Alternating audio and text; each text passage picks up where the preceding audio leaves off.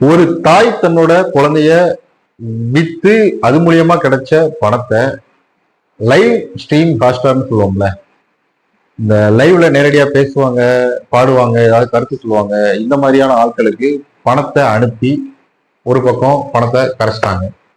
மீதி இருக்கிற பணத்தை பார்த்தீங்க அப்படின்னா ஆடம்பரமான பொருட்கள் வாங்கி அந்த பணத்தையும் காலி பண்ணிட்டாங்க. ஓகேயா? இப்படி செஞ்சதுக்கு அப்புறம் பார்த்தீங்க அப்படின்னா பண தேவைக்காக மறுபடி என்ன பண்ணாங்க அப்படிங்கிறதையும் அவங்களுக்கு இப்போ என்ன தண்டனை கிடைச்சிருக்கு அப்படிங்கிறதையும் இந்த வீடியோவில் சொல்றேன், நல்லா பார்த்துக்கோங்க. சவுத் சைனால பாத்தீங்க அப்படின்னா குவான்சி அப்படின்னு சொல்ற ஒரு மாகாணம். அந்த மாகாணத்துல பாத்தீங்க அப்படின்னா ஸ்வாங் அப்படின்னு சொல்லப்படுற ஒரு குடும்பத்தோட பேரை அடையாளமா வச்சுக்கிற ஒரு பெண். தமிழ்நாடுலாம் பாத்தீங்க அப்படின்னா சில சமூகங்கள்ல ஒவ்வொரு குடும்பங்களுக்கும் ஒரு பேர் வச்சிருப்பாங்க. அந்த மாதிரி சைனாவில், ஓகேயா, அந்த மாதிரி ஸ்வாங் அப்படிங்கிற ஒரு குடும்பத்தோட பேரை அடையாளமா வச்சுக்கிற ஒரு பெண்.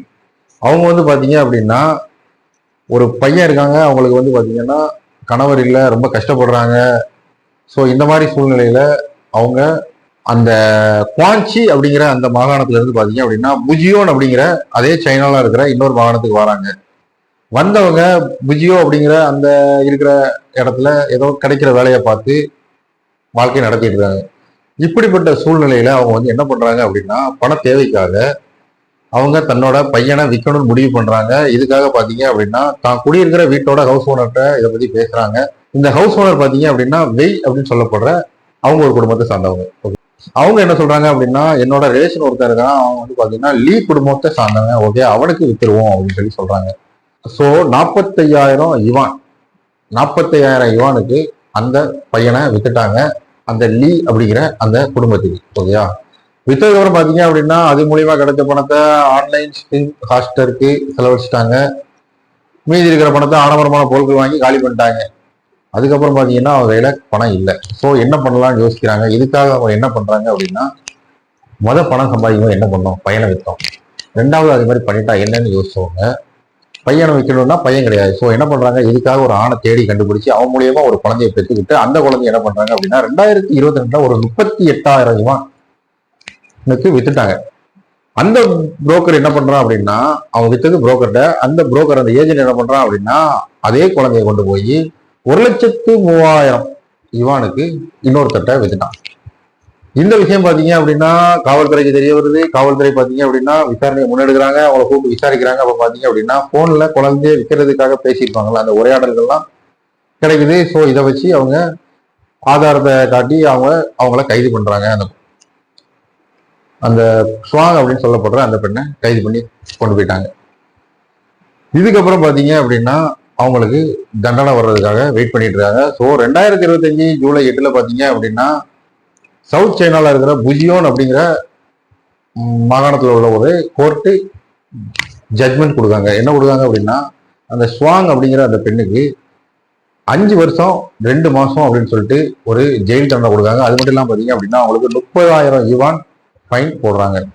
மேற்கொண்டு அந்த லீன்னு சொல்லப்படுற குழந்தைய வாங்கின பெண் இருக்காங்கல்ல, அவங்களுக்கு என்ன தண்டனை கொடுத்துருக்காங்க அப்படின்னா 9 மந்த், அதாவது 9 மாசம் சஸ்பெண்டட் பிரைசன்ஸ் சென்டென்ஸ்னு சொல்லப்படுற இடைநீக்கம் சிறை தண்டனை அப்படிங்கிறத கொடுத்துருக்காங்க. இந்த இடைநீக்கம் சிறை தண்டனை என்ன சொல்லுது அப்படின்னா நீங்க ஜெயிலுக்கு போகணும் அப்படிங்கிறது அவசியம் கிடையாது, நீங்க வீட்டிலே இருக்கலாம். பட் என்ன அப்படின்னா கோர்ட் என்ன நிபந்தனை கொடுக்கோ அதை நீங்க ஃபாலோ பண்ணணும்.